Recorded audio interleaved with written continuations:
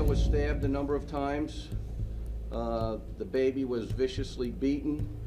The baby was ultimately put in a plastic bag and then put in a freezer. The female was bound and wrapped and left on the bed. Welcome back, everyone, to a special edition of RFL Behind the Badge, Preventing Police Suicide. You know, when you listen to that clip here, imagine now, you're not just watching it at home, but you have to actually go to that. You get a call that a baby has been found in a freezer. You can just imagine the kind of stresses that are part of being a police officer and are part of the job. And to get a little bit more into the mindset of what police officers have to face that none of us, frankly, unless you are an officer, can understand. Some of them spoke to us about both the jobs and the stresses. Take a listen. This is in their own words. Just because we're cops doesn't mean we're any different than anybody else in the world. We're still human beings, and the stresses in life affect us just like anyone else. Copy, shots fired, 2315. Just when you think you've seen it all, you realize you haven't. And you're never really quite sure of how you're going to react to a scene until you actually do it. All four children, unfortunately, found the mother, the victim in this case, Sherelle Hayes, lying on the floor inside the house. The responding officers spoke with the children, went into the house, made entry into that locked bedroom, and discovered the husband, Thomas Hayes, hanging in the bedroom from the ceiling. You know, you think about it occasionally, and you know, and you try and get through it, but try not to think about it too much. And when you do think about it, you have to talk about it. That's pretty much it. But there's some horrible things that have happened to young children, especially in this precinct. The female was stabbed a number of times. The baby was viciously beaten. The baby was ultimately put in a plastic bag and then put in a freezer. The female was bound and wrapped and left on the bed.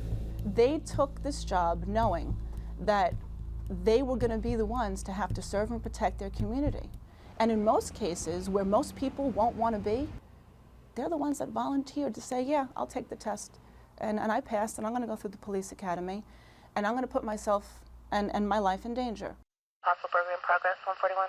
The first few times you do it, you don't really panic, but you can feel your heart rate just elevate. You're trying to think ahead of what am I getting into? How am I going to handle this? What do I need to make sure that I help these people, that I protect myself and my coworkers? There's a lot that goes through just in that amount of time that you have where you originally get the call and actually arrive at the call. You kind of just take that human side of you and you kind of put it on a shelf, and you get better at it the longer that you do it, and then you just go into like autopilot mode. And back with us are Kenneth Lack, Deputy Inspector of the Nassau County Police Department, and Bishop R.W. Harris, Chaplain for the Nassau County Police Department, and also a retired NYPD police detective, and also Richard Dormer, former police commissioner for Suffolk County, as well as an RNA consultant. I'll start with you, Kenneth. How hard is it to just turn it off and then just be dad or mom? Well, it's incredibly difficult. Police work is one of the most stressful jobs there is. You are often seeing the worst of humanity on a daily basis.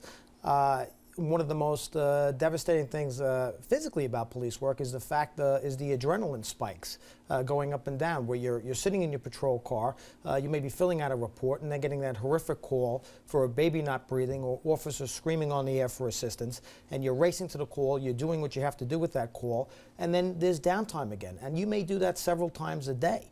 And then at the end of the day, you are just physically and emotionally exhausted. And going home, and the only thing you really want to do is really just relax. But you can't relax. There's family obligations, there's things to do with the kids. So it's a constant stress, and we really like to tell our officers to live a physically fit, balanced lifestyle, a holistic approach to health care. I guess it's a part of the job. To be a good officer, you got to be suspicious. You're not going to believe the first thing you hear. You're going to investigate. You're going to get both sides here. You're going to look for the facts here and not just take things at face value.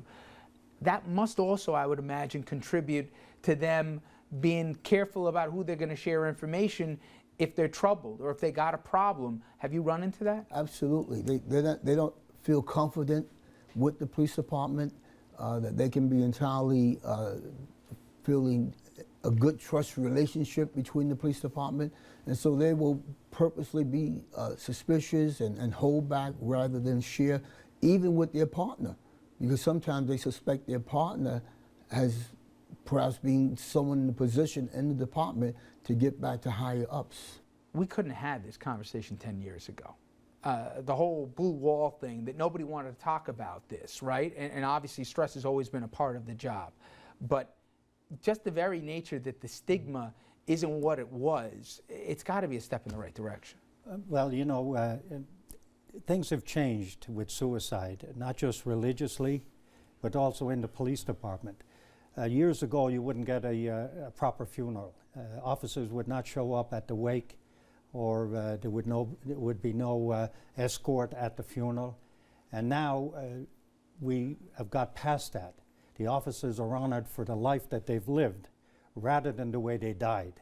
Well, Richard, Chaplain, Ken, thank you guys all very much. And I should tell you, this is beginning now at the recruit level. These conversations are taking place. It's not just after the fact now. So this conversation, it's up front, and I think that's certainly a good start. Thank you all very much. I really appreciate it.